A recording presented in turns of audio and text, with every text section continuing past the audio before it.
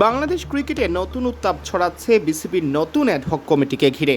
তামিম ইকবালের নেতৃত্বে জাতীয় ক্রীড়া পরিষদ 11 সদস্যের নতুন কমিটি গঠন করলেও সদ্য সাবেক সভাপতি আমিনুল ইসলাম বুলবুল দাবি করেছেন তিনি এখনও বৈধ সভাপতি।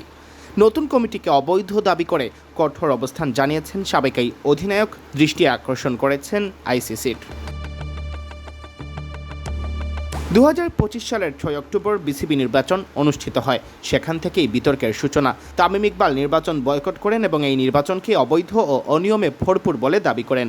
সেই তামিম যখন বসলেন বিসিবির মসনদে, তখন সেই নির্বাচনের সভাপতি বুলবুল তামিমের কমিটিকে দাবি করছেন অবৈধ। আইসিসির উদ্দেশ্যে লেখা এক বিবৃতিতে বুলবুল দাবি করেছেন, দুর্নীতি ও কারচুপির যেসব অভিযোগ তোলা হয়েছে তার বোর্ডের বিরুদ্ধে তা ভিত্তিহীন। তিনি জানান, 3 সদস্যের একটি নির্বাচন কমিশনের অধীনে ভোট অনুষ্ঠিত হয়, যেখানে ছিলেন সুপ্রিম কোর্টের আইনজীবী, সিআইডি প্রধান সহ উচ্চপদস্থ কর্মকর্তারা। এমনকি নির্বাচন ঘিরে ওঠা আপত্তিগুলো শুনানির মাধ্যমে নিষ্পত্তি করা হয়েছে।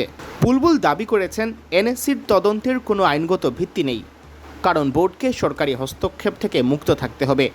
এই কমিটি গঠনকে প্রহসন আখ্যা দিয়ে বুলবুলের দাবি, বিষয়টি সংবিধানের লঙ্ঘন তো বটেই, একই সাথে বিশ্ব ক্রিকেটের নিয়ন্ত্রক সংস্থা আইসিসির নিয়মের পরিপন্থী।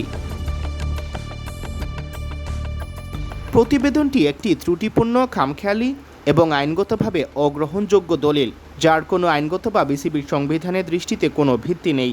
বিসিবি নির্বাচনে দুর্নীতি, কারসাজি বা ক্ষমতার অপব্যবহারের সকল অভিযোগ স্পষ্টভাবে অস্বীকার করছি। জাতীয় ক্রীড়া পরিষদের কোনো ক্ষমতা নেই একটি স্বায়ত্তশাসিত ও স্বশাসিত সংস্থা যেমন বিসিবির সমাপ্ত নির্বাচনী প্রক্রিয়া তদন্ত করার। আইসিসির বোর্ডগুলোকে সরকারি হস্তক্ষেপ মুক্ত থাকতে হয়। এই তদন্ত রাজনৈতিক উদ্দেশ্য প্রণোদিত। নতুন কমিটিকে সংবিধান বিরোধী দাবি করে তিনি বলেন, এনএসসির কোনো ক্ষমতা নেই নির্বাচিত বোর্ড ভেঙে দেওয়ার, যদি না বিশেষ পরিস্থিতি থাকে, যা এখানে নেই। আমরা এর কোনো বৈধতা স্বীকার করি না এবং আইসিসির প্রতি আহ্বান জানাই বিষয়টি দ্রুত তদন্ত করার জন্য।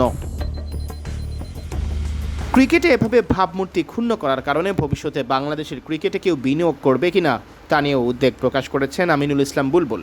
একই সাথে আইসিসিকে নির্বাচিত বোর্ডের পক্ষে অবিলম্বে হস্তক্ষেপের আহ্বান জানিয়েছেন তিনি।